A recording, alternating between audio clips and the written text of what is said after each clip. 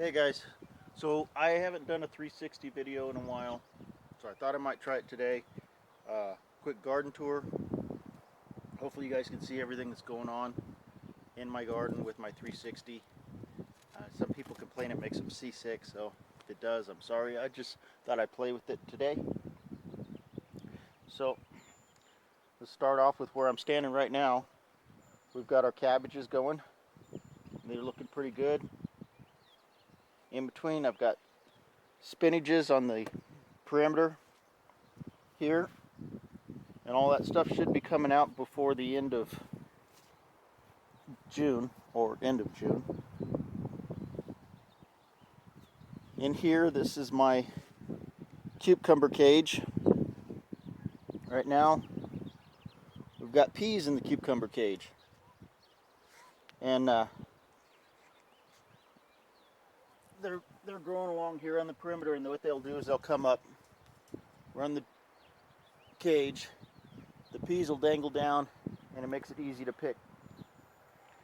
About the time the peas are about here, which should be pretty quick, we'll have cucumbers coming up right behind them, and the peas will come out, and then the cucumbers will be allowed to continue grow up. And again, the fruit hangs down, makes it easier to pick. It's kind of fun to walk in here. Stays nice and cool in the summertime. It is a little breezy today, so try to bear with the wind noise. I don't have a dead cat apparatus for this camera to cut the wind noise. So anyways, that's what's in here. Back on the garden subject is my peas. Out here, we've got tomatoes. I've been covering, like this morning is my tomatoes going. I've been covering them with these pots in the evening because it's still cold here. It was 35 this morning, so it's a little getting still frosty. A little asparagus back here, and up there we'll go into my next area of peas. More peas.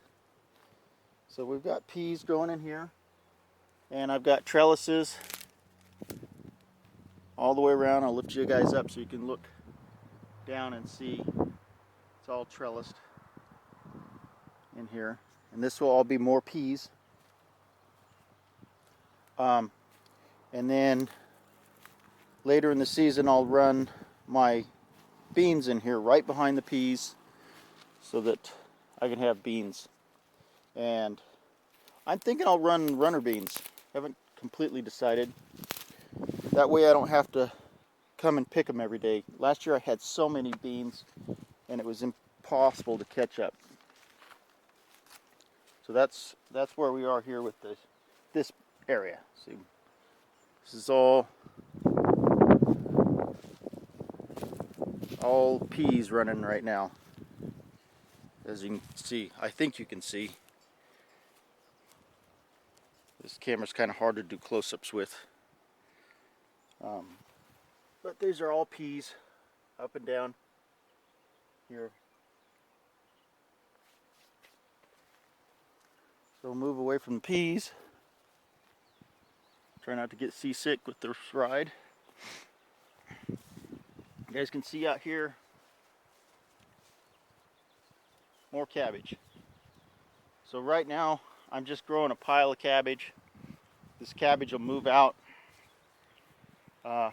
and become peppers and tomatoes shortly. We have our cilantro in here growing in between on the perimeters. And a few carrots, or a few, yeah, there are some carrots in here.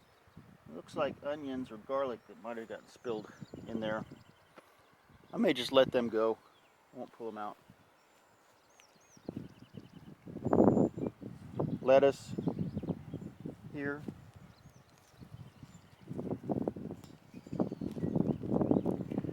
And back here is a mess.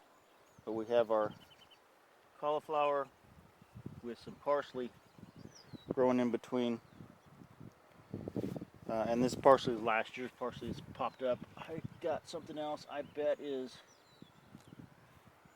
it's dill. Yeah, that's dill.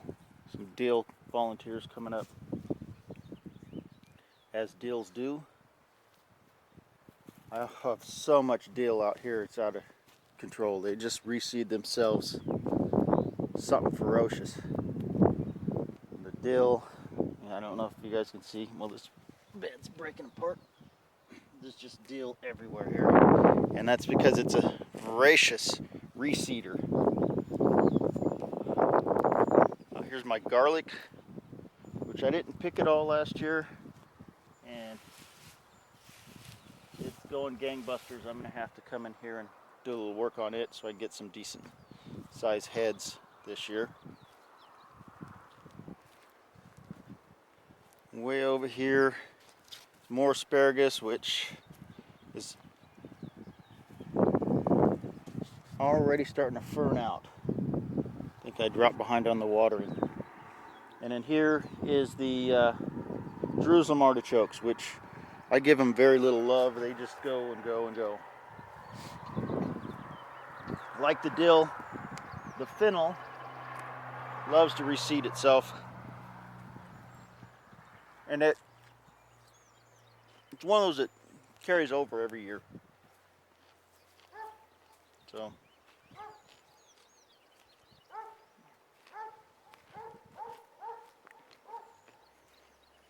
I have to get in here with the shovel and start going after these dandelions. My wood bark has degraded, so I need more wood bark. Out here on my duck boards, this is where I was gonna do my giant pumpkin, but it got cold the other day, down to 27, and it was inside a little greenhouse. I thought I would get an early start in the soil, and it frosted back to this nothing. So one more failure on the giant pumpkins. Seems to be not in my future, giant pumpkins.